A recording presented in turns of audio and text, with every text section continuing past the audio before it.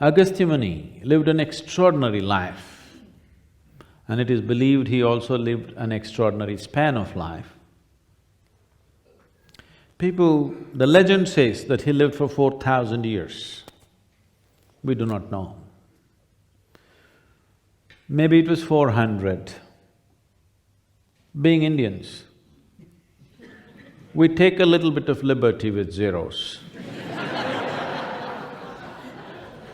Because it's after all our invention, we can use it whichever way we want. The zero came from India, so we use it little liberally because it's our intellectual property right. We can use zeros without tax. So we do not know exactly how many years, but looking at the travels that he did by foot, I've traveled much more than him, but I jet. He did it by foot. So, looking at the amount of travel he did, he definitely lived an extraordinary span of life. We don't know, it might have been 200 years, 300 years, 400 years, we do not know. But he lived an extraordinary span of life just looking at the distance he covered in his lifetime. If you go to the southern peninsula of India, Deccan Plateau as it is referred to, anywhere south of Vindhyachal, if you go, almost every village you go to, people will say, Agastya Muni meditated here, Agastya Muni lived in this cave, Agastya Muni planted this tree. Endless number of stories like this. Because he did not spare a single human habitation. He went to every human habitation south of Himalayas and touched every human habitation and made spiritual process not as a teaching, not as a religion, not as some kind of philosophy, but just as a part of life. Simply as your mothers teach you how to get up in the morning and brush your teeth, like that spiritual process was taught. The remnants of that, even today, live in the culture, especially in the southern part of the country. In the north, a lot of it has been lost because north took all the beating of invasions from the outside. The invasion, the military invasions, the cultural invasions, the religious invasions from outside were strong in the northern part of the country.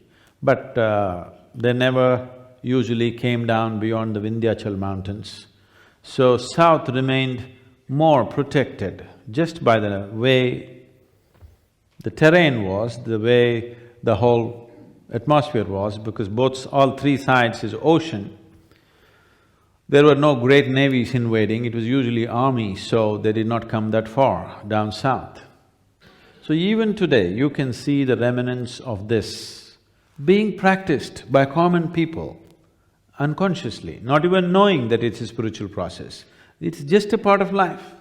The way you stand, the way you do things, everything, the way you sit, everything has a spiritual basis, but being practiced unconsciously, not being practiced consciously.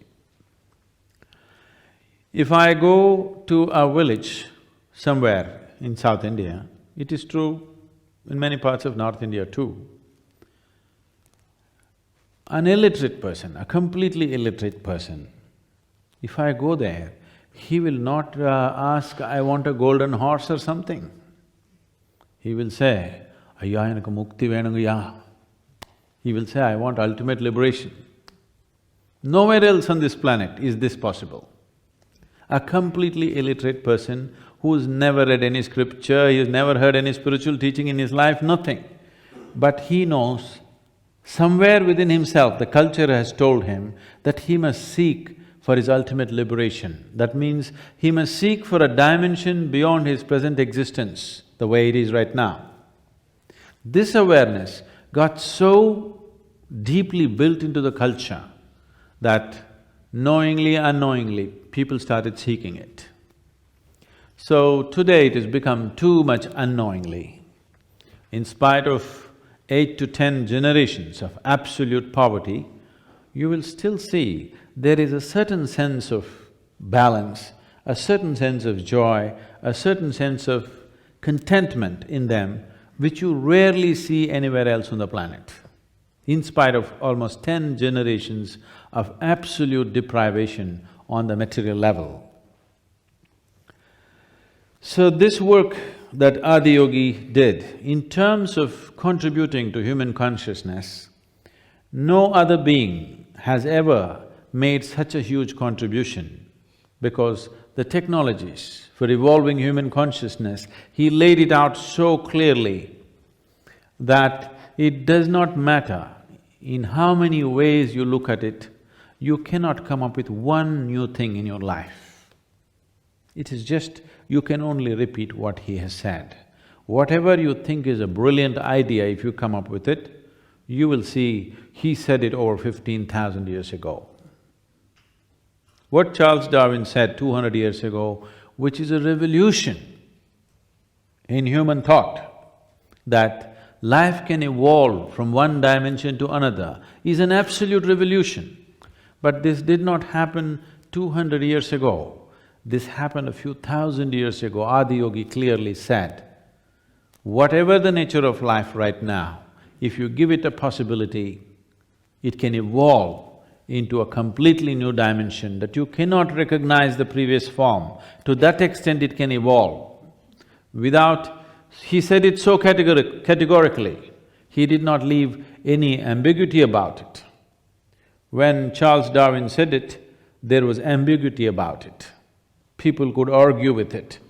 Adiyogi did not leave any room for argument. He said, this is the way life happens.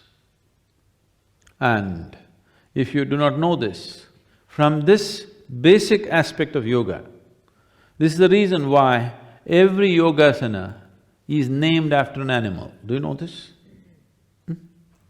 Almost every yoga posture that you practice is named after an animal, because it is the science of evolving yourself. And when we say, from this evolved what is considered or referred to as the avatars, the 9 times, the 9 different forms in which the divine appeared. The first form was fish. The second form was a turtle. The third form was a boar, a wild boar. The fourth form was half man, half animal. The fifth form was a dwarf man. The sixth one was a full-fledged man. The seventh one was a much more evolved man. Eighth one was an extremely meditative man. The ninth one was a pure, loving and meditative quality of a man. These things were said thousands of years ago. Charles Darwin, or Darwin's theory of evolution, is 100% in line with this expression of divine finding manifestations in the form of a fish, that is life within water, turtle, half in, half out, amphibious, then a wild boar, which is solidly grounded animal, then half man, half animal, then a dwarf man, then an evolved man, a fully evolved physical man, an angry man. Parshuram is one of the avatars, a very angry, fighting man. The next one is a loving man, the next one is a meditative man. Like this was given thousands of years ago. Why I'm saying this to you is, this possibility that a human being can evolve beyond his present limitations is the most significant thing that needs to be planted in human mind right now, because he's empowered like never before. He cannot afford to be stupid anymore. He's empowered like never before, he just cannot afford stupidity anymore. Because when you are not empowered, if you are stupid, it's okay. The world can take it. If you are a little ant, you could crawl on anybody you want. Suppose you grew up into a huge elephant, Now, please don't crawl on anybody you want, because wherever you walk, destruction will happen. So, a human being is becoming more and more powerful, but unfortunately not more and more sensible. In today's world, for the first time, for the very first time in the history of humanity, today we are empowered enough to address just about any problem on the planet. We have the needed resource, capability and technology. We can address and fix just about anything on the planet. This was not even possible 25 years ago. This, I want you to understand this. This is for the very first time in the very history of humanity.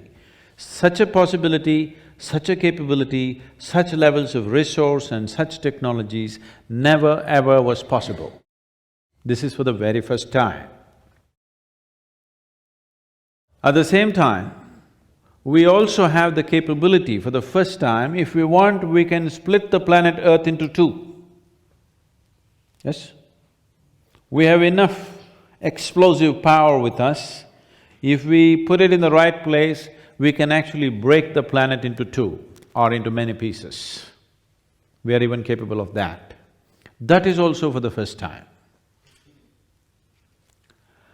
So in terms of what we can do to make everything wonderful here, we are capable like never before. In terms of how to make everything absolutely horrible on this planet, we are capable like never before. In terms of obliterating the very life of the planet, also we are capable like never before. Now, what we are going to do is essentially going to be determined by how much investment are we going to make to raise human consciousness? How much investment are we going to make this idea that a human being can move into another possible dimension, into a reality in our lives? Right now, the investment towards that is almost nil. No government in the world is investing anything, no society in the world is investing anything much. Individual human beings here and there doing a little bit, but no organized effort to raise human consciousness is happening, isn't it? And when human beings are so empowered, not raising human consciousness, trying to solve problems, the mind and the mindset which created the problems, with the same mind and the same mindset, trying to find a solution is the most idiotic thing to do. The kind of mind and the kind of mindset which created all the problems on the planet, the same mind and the same mindset is claiming that it will find solutions. It cannot find solutions, it can only create more problems.